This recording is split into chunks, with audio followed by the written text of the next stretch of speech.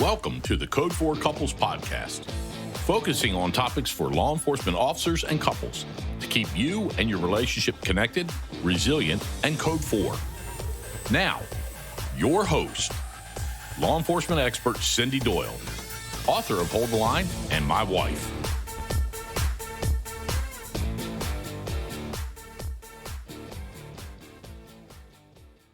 Welcome back to Code 4 Couples. Today, I have Kristal DeSantis.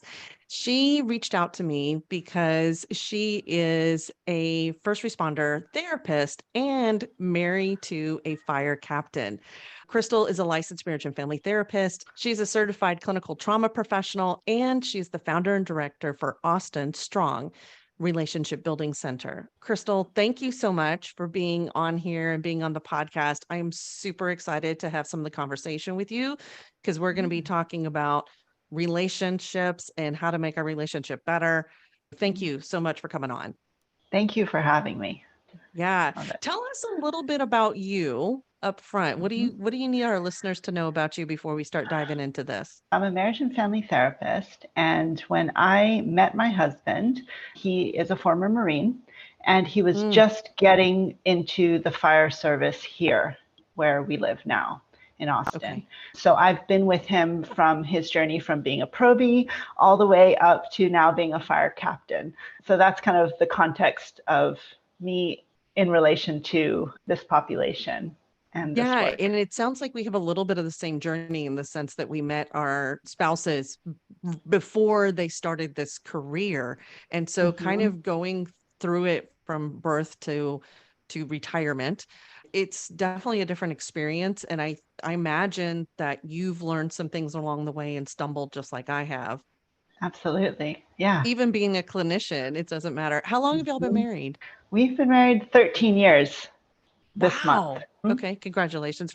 My anniversary is this month too. It's May. You're probably not listening to this in May, but it's May right now when I'm recording this. May is a very popular for weddings for sure. It is. And I know we give firefighters a hard time and y'all give us a hard time, but there's a lot of overlap and we're not going to go into that right now. I know you work with first responders in general in your practice. So you work with all types of first responders. And so you're used to also dealing with police as well as probably paramedics and maybe even other medical personnel, I would imagine, right? And even dispatchers, right? Yeah. Because that's also another big part of the Them. population. Yeah. Yeah. So actually in my professional work, it's mostly been with police officers and dispatch and that side of the equation. Yeah. Very good. So what's one of the biggest stressors or problems that you see in first responder relationships? There are a couple of things, and that's what I was scribbling down when I got on the call. First thing is the unpredictability of the schedule. I think conceptually, people understand that's what they're getting into if they're marrying a firefighter, they're marrying a police officer, but then the actual practice of that is really stressful, right? So if you're married to a firefighter who's gone for 24 or 48 hours, that's huge. Right. Yes. And then if you're married to an officer who's got the night shift, right, it's like, they might technically be home every day, but you might not actually get a lot of time to see them. So the unpredictability of the schedule causes a lot of stress because that also means a lot of missed events together, right? Or it can, right? Birthday parties, social events, family gatherings, they all kind of have to be navigated. And that can be tough for couples. Yeah. And trying to figure that out because we didn't, and we've talked about this. You all know we've talked about this on the podcast, but I think it's worth repeating again because I always think of people that are like the normies is what I think of is like the people that have normal schedules, 8 to 5 schedules. But I think that's different with police and firefighters where it's crazy when I was working with I still do work with firefighters, but where they're like, oh yeah, we're on 48 hours. I'm like 48 hours. Like I know you get some downtime sometimes, but not really. It makes it for a totally different recovery process when they come home. And that recovery takes time, just like it does for any of our first responders or police officers too. Absolutely. It definitely takes a toll, even though they may be there, like you were saying, they're not there. Yeah. And that takes a toll for sure. Yeah. What else? Yeah. The other thing was, there are a lot of young families, and having young children is already just stressful for, like you said, normie couples that are home every night together. For Right. couples that are dealing with small children and then one partner is not always consistently there, that's really hard. And then also step families. The reality, Oh, first responder yes. couples, there's a lot of step families and multiple family dynamics. And so that's also something that's really, I think, unique, right? So you might be a step parent who's in charge of children, sometimes for, let's say, a whole shift that are not biologically yours, Right. Right. right? And so your stepchildren, so all of that is also another stressor that not every other family deals with. And I would also throw in that many times police officers, many times, or law enforcement have like every other weekend off. Sometimes that's an option. And this happened with one of my firefighter couples as well. Like every other weekend that he had off, he had his son, which meant every weekend that they could possibly have time together, he was being torn between Mm-hmm. spending time with his child that he doesn't get to see, or spending time as a couple, and it causes problems and causes strife. Yeah, that's a whole other Yeah. podcast, I think. Yeah, totally. Um, Yeah. and then the other one is also the reality that a lot of people who become first responders, I think in my head when I first got into this, I was, oh, it's going to be this cozy on TV. All the wives are going to be sitting around in the neighborhood drinking, and all the guys are going to be out working hard, and Yeah. we're going to have this lovely little cozy relationship. When the reality is that most, or at least here in a big city, a lot of the people that work together don't live near each other. We And then don't. also maybe they've had to move from a smaller town, away from their support systems, away from their families, grandparents, Hmm. cousins, people that could be support for small children. And here they are in a completely different city, a completely different environment, and that can be really lonely. Yeah, I also think you have that concept, that mental concept of, oh, we're going to get together as spouses. And I think, right, right. She's laughing too. I am too. I'm like, yeah, no, that doesn't happen. We're busy doing our own thing. How do we do that? But I also think many times we can't afford to live in the communities where our spouses are working. And that Exactly. is, I'm thinking specifically of Austin, DFW, Texas here. And I think the whole nation Hmm. right now, the housing is just kind of Hmm. crazy. And so places where people can make the good salary or living, and I think in Texas Hmm. we're really fortunate compared to other places in the nation. But we weren't affording the houses where my husband worked at all. And Exactly. I can see that Austin might be the same way too. I know of other communities as well. So there's a Mhm. 20-40 minute commute. Sometimes And it's not longer. like anybody's going to come home, right? Sometimes longer. That is very true. Yeah, And it's not like somebody's going to run home to have lunch. That doesn't happen. So exactly. yeah, yeah, Yeah, perfectly. yeah. So what are some of the skills or the tools that you recommend to help people cope through this? You have something called the 4 S's, and I am Mhm. super excited to talk about this. So tell me about the 4 S's. What are they? How we're going, maybe how are we going to use these first? What are they for? Yeah. And then let's Okay. unpack them. My model of when I became a marriage and family therapist, I was like, there are so many good ideas out there. But if I'm working with clients and they're just asking me, what is a healthy relationship? What do I tell them? Right? I can use this model, Yeah. I can use this model, but I want something that's really clear. And also, I wanted it to be very strength based and appealing to the population that I wanted to work with, which is typically men and first responder veteran What do couples. so what do you mean by strength based? Because I'm not sure everybody's going to understand that that's listening. You and I might understand that, but I want to make sure everybody else Yeah. does too. So, one of the things, again, as a therapist, is I recognize that there can be some stigma around seeking therapy, and that even for marriage therapy, like there's this stigma that, oh, if you guys are going to therapy, that means you're on the rocks, that means you're about to break up, that something very bad is about to happen. It's like the last check on the box of before you Before you're check the walking to the divorce. courthouse for divorce. Yeah, yeah. Yes, yeah. And so I wanted to really get away from that and say, no, it's like, to me, and this is what I say. So the model that I have is called STRONG, and it's an acronym. So it's 6 elements of what I say, this is a healthy relationship.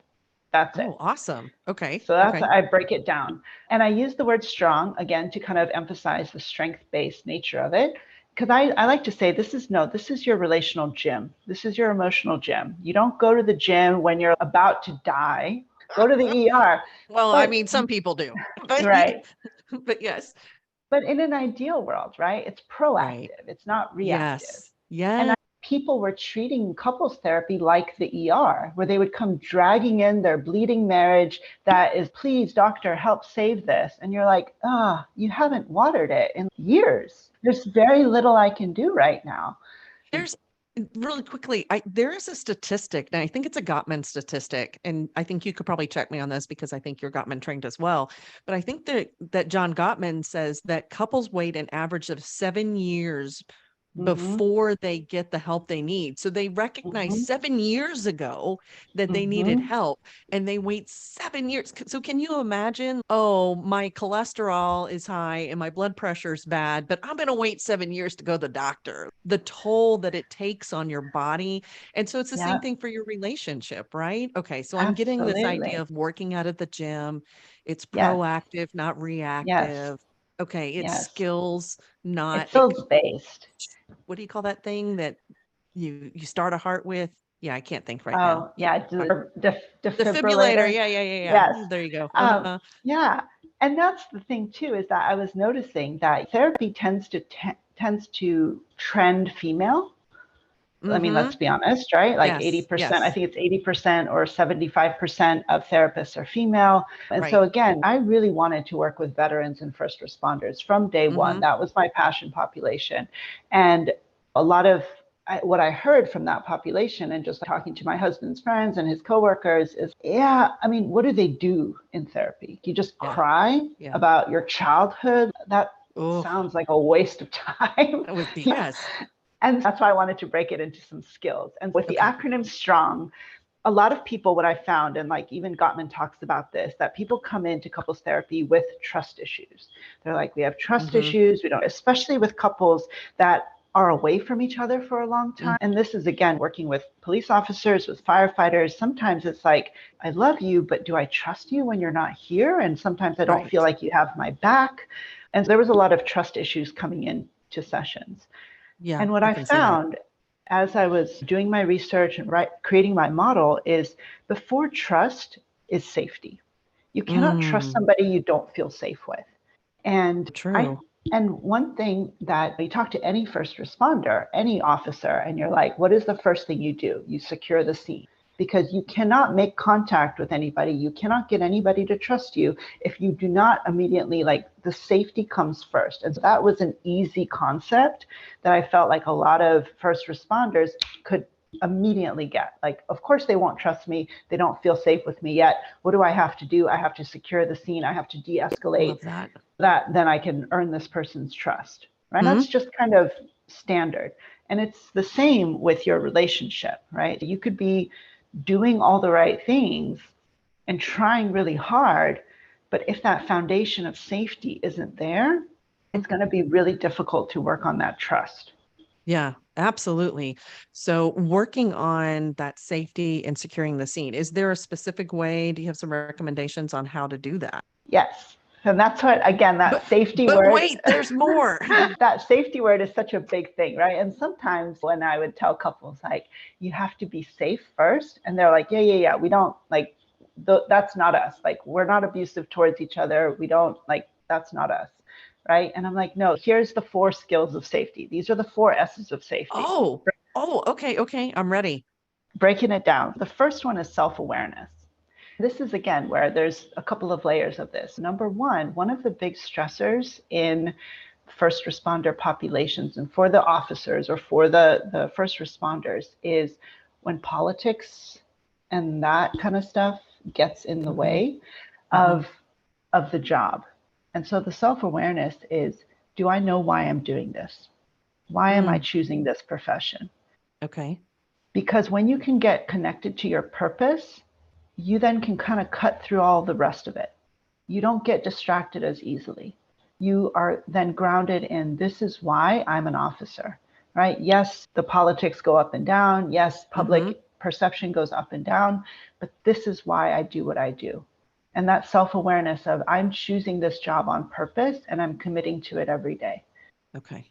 That one, I found it kind of cut through a lot of the extra stressors that come with a job like that. And then in your marriage too, again, there are lots of people that end up in relationships because that was the script of you go to high school, you meet your sweetheart, you turn 21, you go to college, you get married, you graduate, you buy a house, you have 2 kids, you have a dog, and so being able to really go with couples and say, wait, hold on, why are you with this person? The world is your oyster. You could pick anyone. Why this one? And if you can't articulate that, if you're not self-aware enough to say, well, these are the reasons why I'm choosing this person, that's where it's really difficult for couples to trust each other, because they're always kind of wondering, did you just end up with me? Or did you actually choose me on purpose? Yeah. So kind of that self-awareness. I like that you put the purpose to it, but I'm also wondering too, does that extend to behavior then too? Awareness, self-awareness of my mindset, the way I'm behaving, the way I'm acting. And I can see how I might be going too far with this, but I'm also thinking, okay, well, if my purpose is that I love this individual, I married this individual because I love them, they're funny, and some of that might be scarred or some of it might be fantastic right now. Then my own self-awareness is going to keep in mind like how I'm interacting with this person as well. But the purpose of the job, I think, was really important too, because you're right. We can get caught up in the betrayal, like administrative betrayal, that can come with the politics or the city administration changing, or who's in charge, or the wind of the public at the moment, right? Yeah, perfect. Okay. Okay, good. Yeah. What else do Yeah. we need to know about that first one of self-awareness? I think that's obviously it could go really broad. That's a lot of the stuff of also understanding how your past impacts your present, right? I was wondering about that. Yes, absolutely. Yes. Yes. Yeah. And then again, also when it comes to self-awareness, once again, if you can get aligned with your purpose, whether it's with your job or with your partner, then you get to hold yourself accountable to your own standard, right? And that's also then eliminates a lot of the stuff in the couples where it's, I'm trying to hold up my wife's, I'm trying to live up to her standard. And you said, is it important for you to have time with your kids? Is it important for you that like where they go to school and what they eat for lunch? And is it important to you to have a date night with your wife? Then nobody's making you do things you don't want to do. But be self-aware enough to actually own then and claim what it is you actually want in life, and make sure that your behaviors align with that value. And that's, as you're talking and I was kind of processing, I was thinking to myself, there's really like 2 aspects. I'm sure that in your book, you totally unpack this whole thing, but there's really these 2 aspects of it. Is it's really being aware of our whole self and being aware of how we're being pulled or being influenced away from who we want to be, which is our purpose, right? So Exactly. there's a couple of different elements to this where if you're listening, you can think about all of the aspects that are involved in just the self-awareness aspect. Like that takes time, and don't feel like you're, oh my gosh, that's a whole lot. I've got to eat that whole elephant or whale or whatever giant animal you want to eat, right? It's just take it in small chunks. And whether that's what's one aspect that you want to become more self-aware in, I'm guessing, is that kind of what you would recommend as far as, yeah. Okay. Absolutely. Yeah, just recognize how you're showing up in your life, right? Good. Okay. Yeah. The first S is self-awareness. Yes. What's the The next one? Is stability. And that's the Ooh. actual physical securing the scene, right? Because again, if you are, one of the things I see a lot with first responder couples is because of the nature of the job, right? You can't always be, well, again, depending on the job or whatever, but, and I think we see this with all couples, right? Arguing when roommate issues become relationship issues. It's such a waste of time. Let's not do that. So by that, you mean the dishes, the trash? Is that what Yes. you're talking about? The roommate issues? Yes, the basic stability of your home. right? When you come home, because again, also with your nervous system, right? It's like if you've had a tough shift, if you're exhausted, walking into an environment that's chaotic is not going to help you to settle back into your life. It's not going to help you to calm down. It's not going to be putting you into connection mode. You're going to be on edge. That's just how our nervous systems work. At the end of the day, we're animals. We don't like chaos. Chaos makes us uncomfortable, right? And what can you do to help stabilize the scene at home? And I'm also thinking too, because I have some first responders, they're like, well, I don't get that kind of response. And I'm like, that's because it's so normalized. You don't feel it going on, but your spouse feels it. And a lot of times we can feel that vibration. And so if you don't recognize that your fight or flight system's going off, you might want to do some self-awareness. I'm going to go back to your first S, your self-awareness for that, and then be aware of how that might be impacting or spilling over. And then moving into how do I make this more stable and secure the scene when I come home? And also spouses being then to secure the scene too. Okay. Absolutely. Absolutely. Because that is something else, right? Is often I see, because maybe the partner might be the primary one at home, that sometimes when the first responder comes in, and again, it's different for everybody, but having a place that you can go to decompress. So even if it's just one room that you can just be in, that is going to be calm for you when you come home, that you can sleep without having to move all the laundry off the bed or have 3 dogs in the bed or whatever, right? You do you, but does it feel stable? Does it feel consistent? Yeah. And that is the stability piece. And I hear the communication that has to happen. So many times I'm talking about a ritual when you come home and kind of secure that's similar, like securing that scene, like what feels good. But there's a communication that has to happen as a couple to be like, okay, how can we help each other? Because it would be great to come home and the kids weren't screaming, but sometimes that happens, right? And so not holding your spouse accountable for totally securing the scene, like you're responsible for that. Absolutely. And you can work as a partnership to make that happen. Absolutely. I can see that happening. But there's a lot of communication that maybe needs to take place. Who talk about needs and what each other needs. Yeah. Good. And just on a basic level of, your home, does it feel stable and secure for both of you? Right. Again, I mean, I could keep talking about this, but we can move to the next one. You and me both. Yeah. So number 3, what's the third S? Self-regulation. Oh my gosh. I was just like walking you right into that one, wasn't I? Yep. Okay. So I again, know what that means. Yes. But yeah, let's talk about that. Again, this is where safety comes into play. And this is, again, where it's on the job or at home. If you are upset, you cannot calm anybody else, right? If somebody, like say a member of the public, is screaming at you, you escalating and screaming right back is only going to end badly, right? Yeah. So being able to be calm in that situation, and again, like leaning on the strengths that a lot of first responders have, is like, you already know how to do that. You know how to say, like, hold on, or at least appear calm, right? Which is slightly different than being self-regulated. But that's, again, where when I work with officers, I'm like, okay, so you on the outside seem calm and stoic. What's happening on the inside? Like, how fast is your heart beating? Can you feel anything in your toes? Right. And then being able to kind of get grounded back into your body. And this is something I put in my book. And like the Navy SEALs use this, is box breathing. And I'm sure you've maybe talked about this all day, right? But go ahead and talk about it. What is box breathing? Just in case somebody listening does not know and has not gone tactical, or if there's a spouse that doesn't know that, right? So tell us about box breathing. Box breathing is a form of intentional breathing that is proven to kind of lower your blood pressure and take you back into, I guess this is more of a technical therapist term, but your window of tolerance. Like, we all have a tolerance window for, let's be honest, like stress or bullshit.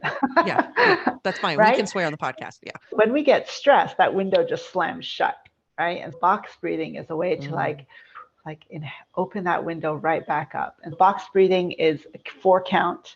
Inhale for 4, hold for 4, exhale for 4, hold for 4.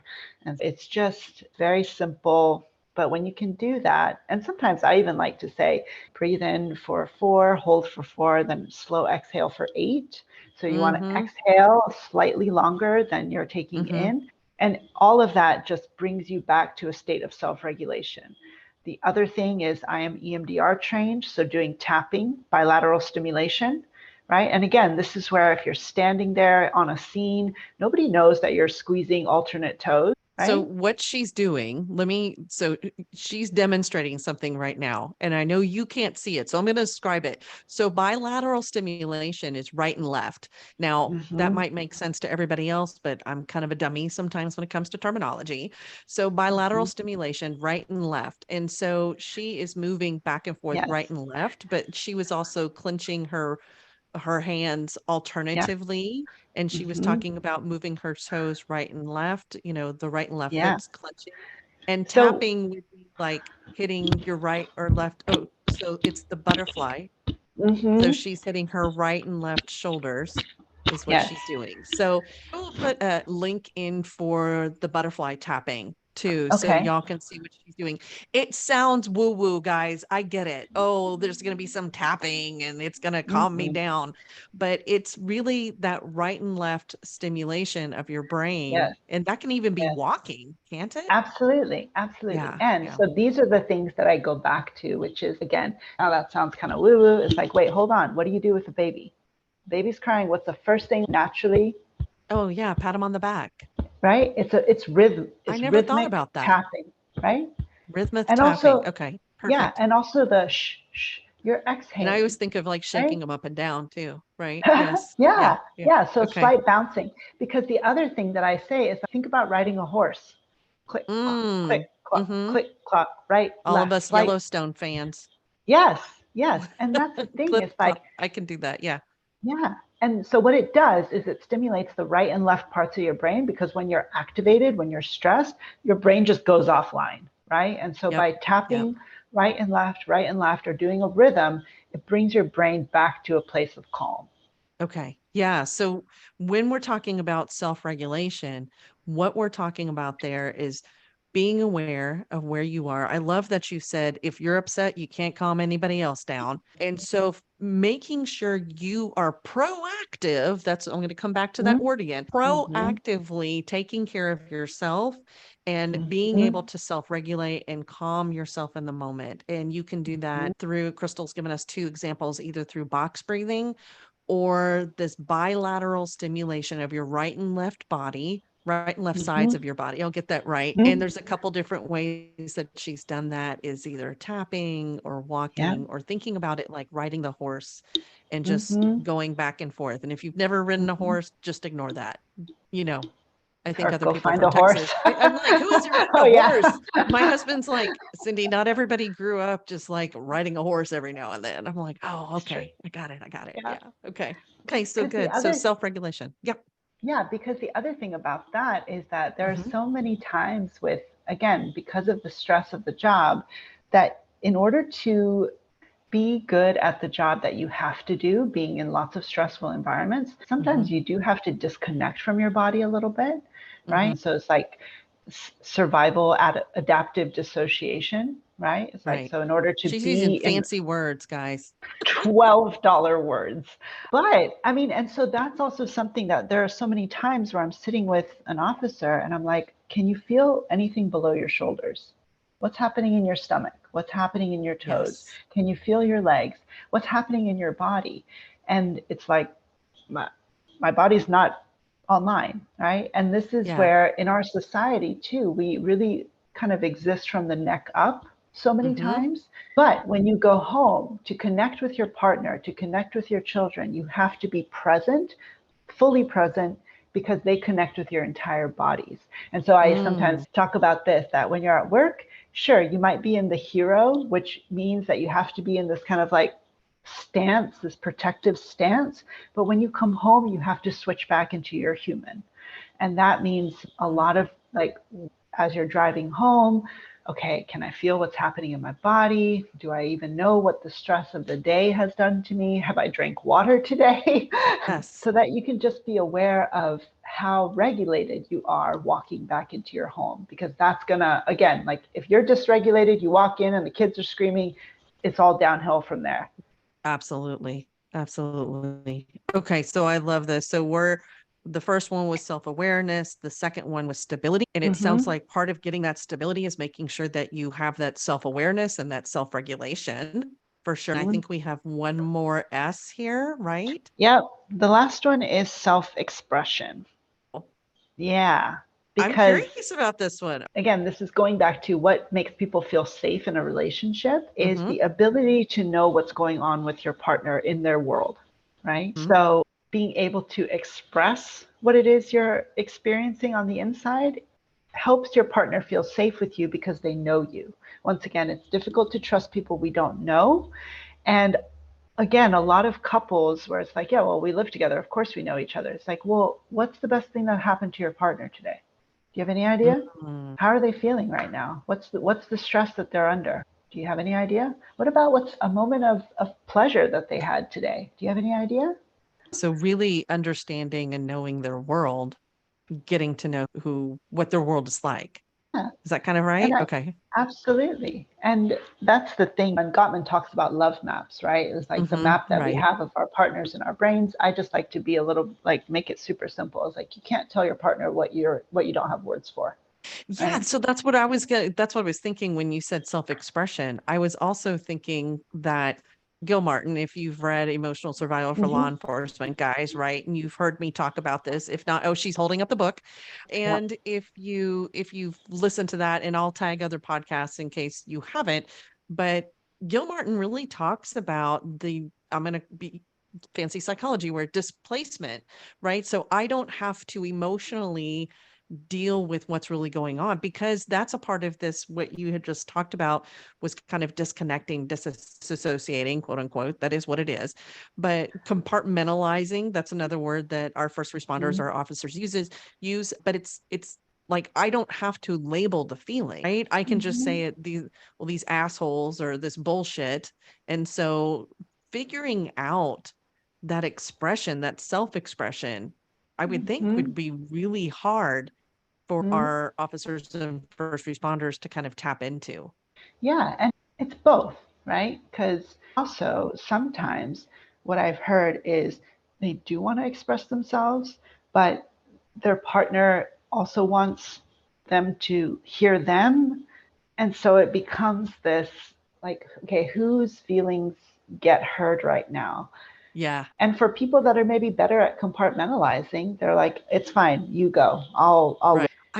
I was also thinking about the hero aspect though too, right? So I'm used to being the hero.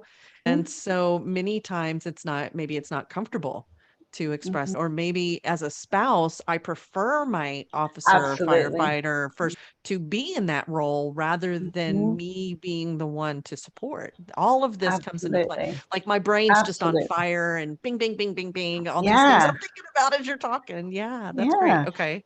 And that's also something I do want to, I often when officers, or first responder comes in to work with me, I'm like, so these are 5 words that if you say, that's like a red flag for me. Like I'm like a bull. I'm like, ooh, I'm going to go after it. It's mad, sad, bad, fine, and okay. Right? Mad, sad, bad, fine, and okay. Oh my gosh. Okay, so y'all hear that. If you want to not get attacked by your spouse or a clinician, avoid those words. Okay. Well, it's not so much attack. Those are flags. I'm like, it's flags, right? It's like to me, it's a flag that there's something else there that is much more interesting than that word. Yeah, right? I agree. Okay, what does that mean? What is okay to you? I'm fine. What is fine? Tell me more about fine, right? And like not just stopping there, but again, going back to, if you don't have the vocabulary to describe what you're feeling, then you just go back to, I don't know, I feel bad. Like, what else do you want? And so that's also where having some tools, so like the emotion wheel or some different vocabulary words of, do you feel, demoralized? Do you feel powerless? Do you feel, is this grief? right? And often, again, anger is one of those, I'm just mad. I'm just mad. And so normalizing, again, anger is a really important emotion. We have, anger is so important. And maybe I'll throw this out there where I'm like, okay, is it an unmet need? Is that why you're angry? Is it a crossed boundary, which is why you're angry? Or is it your sense of justice is being violated right now? If something feels those are three really unfair, good ones. yeah, and those ones I'm like, just like, is it one of these? Because anger can be then a trailhead to talking about, yeah, maybe I'm angry because I haven't had any room to talk about my needs today. And so I'm pissed, and that's why I'm shutting down, right? Or a boundary just got crossed because my wife put blank, blank, blank on the calendar, and she knew that was the time that I had asked to go with my buddies, and she booked us for something else, and I'm pissed, right? And my boundary got crossed because I asked for something to be respected and it wasn't. Or the sense of justice, which is just maybe I went on a really bad call today and it was so unfair to see what had happened that I'm just like I'm just all dysregulated and I'm pissed at the world right now, right? Yeah. Or the administration didn't have my back today and it felt so unfair and I'm pissed, right? And it's like, that's super valid, but being able to talk about it in a little bit more depth than just I'm pissed. What happened? And is there anything we can do about it? Is there any power that you have in the situation? Because also that's where sometimes we'd rather feel angry than feel powerless, especially for people who, like you said, identify as being the heroes. We have power in the situation. Yeah. So self-expression is so important, and just saying like, I want to hear you, right? As your clinician, I want to hear you. Your spouse, again, if they're a healthy spouse, they also want to hear you. They're not just going to be taking up space. But if you don't have the words to express what you're feeling, then you're going to end up just being like, I'm fine. I'm good. I'm okay. Yeah, absolutely. I want to go through and make sure that I have this all correct. We're talking about establishing safety in your relationship. And as being proactive in your relationship, not reactive, we're talking about how do we keep the relationship safe? And so Kristal has these 4 S's. I'm going to go over them again, and she's going to check me and make sure I have them correct for y'all. So in order to have this sense of safety and in your relationship, you're going to have self-awareness. You are going to, which is tagged to purpose. It's also, how does your past impact your present, and making sure that your behavior is consistent with who you want to be. It's going to be stability. And you, Kristal, I think you talked about securing the scene here and making sure that there is a place of safety, whether that's going and decompressing somewhere, or I think I have that right? The stability aspect of things. And also, I guess with that one, going back to what we talked about of, step families, unpredictability of schedules, like what can you do to help stabilize as much of that as possible, put it into some kind of system so that it doesn't feel like every day is a new form of chaos. Everything feels unstable every day because we just go with whatever the schedule throws at us. So as much as you can, if you don't have support systems, get some support systems. If you need some stability with your family at home, get some systems in place. Right. I like that systems and stability. Okay. And then the third one is self-regulation. She gave you 2 tools for that, which was box breathing and the tapping, the bilateral stimulation there. And then the final one was self-expression, which is being aware of what you're actually feeling and whether that's connecting with your body, like what are you feeling in your body, or grounding in order to get into your body. What's the feeling? Being able to communicate what happened. And is it one of those 3 in regard to the anger that she mentioned, that there was a need not met, a boundary that was crossed, or some kind of sense of injustice or justice that needed to be served in some way. And so what happened, and then what can we do about it? And I hear that as a team, right? So as a team, we're helping each other on all of these things, all of these 4 S's. And if we do that together for each other, then it really keeps us in a safe place, a proactively safe place in our relationship. Absolutely. Did I get all that? Absolutely. Yes. And that is where then honestly the rest of the strong model, right? The which is then trust, right? if you've got somebody that's got all these 4 skills of safety under their belt, they're self-aware, they know how to help stabilize the scene, they're self-regulated, and they can express what they're feeling, it's easy to trust that person. Right? Oh, yes. Thank you for tagging us back to trust. Like, thank you for connecting us Yeah. back to there. Yeah. Yeah. So you have that. And so with safety, you have trust. And that is like 50% of the relationship, I think. Yeah. That's trusting somebody. Right. Absolutely. Absolutely. And then also with the self-expression, I often, again, not every couple is heterosexual, not every couple. Yeah. But one of the things I see very often is just the way that men and women are socialized to bond differently. Women do a lot of bonding verbally, right? And so this is, again, a big piece that if your partner, and again, not everybody who's a first responder, but I'm just kind of maybe doing broad strokes here. If your wife is at home and you come home and she wants to connect with you, she's going to primarily want to connect with you verbally. Again, not every woman, not every man, but that's a big part of, hey, we need to reestablish some form of connection, and this is how it's easy for me.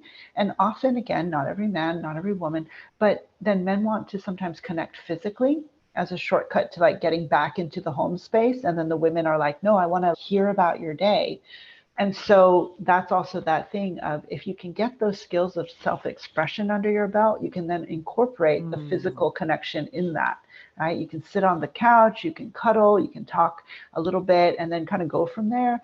But just saying, I just want physical reassurance when I get home, but I don't have the words to then meet your emotional needs, is often, again, where I see people get really frustrated with each other. Right? Yeah. I hope y'all heard that. That was such like a nugget that she just slid in there, right there, just right at the end. If you're looking for that physical connection, which it's interesting because I am physical. I want to like hold.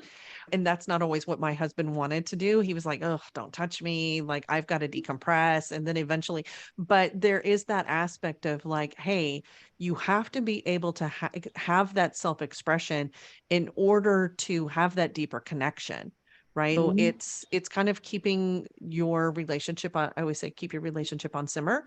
So if you're wanting to go in for some physical connection, make sure that you can also express yourself. So thank you for that tag and that nugget and the trust. Yeah. And it all kind of weaves together in this really beautiful way. That was so much to like, I thought, don't bite the whole elephant or whale or whatever. Right. But there are so many good nuggets in here. And guys, I will make sure to have this all on the blog because there is a lot of information she just unpacked for you to how to develop and keep trust in your relationship through developing safety through these 4 S's in your relationship. So that is awesome. Yeah. It's so good. We're actually going to continue the conversation with Kristal, and you will be able to hear that next week on the podcast. So until next time, guys, keep it code 4. I should have done an outro. Let's do that again. Okay. Okay. Kristal, I know we have more to talk about, and I'm actually going to split it right here. So guys, you're going to hear from Kristal again next week. But if people want to get a hold of you, if they're like, who is this Kristal chick? Where do I get her book? Because she is saying all the things that I want to know. How do they find you? How do they find your book? So on Instagram, I'm ATX therapist. And then I have a website for my book, and it's just strong.love. Oh, that's it? Yeah. Strong.love. No .com, .org, strong.love. Who knew that was a thing? Strong.love. I know. Okay. And then you can find my book on Amazon as well. Okay. Very good. All right. Thank you so much, Kristal. I know you're coming right back. Guys, until next time, y'all keep it code 4.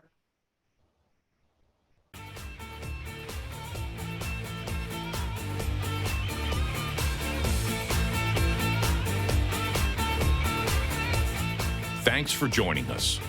For more information about the podcast or Cindy, check out code4couples.com. All intellectual property rights owned by CRLD2 Ventures, LLC, are protected by the firm of 9mm, 45 ACP, 5.56 millimeter and 12 gauge.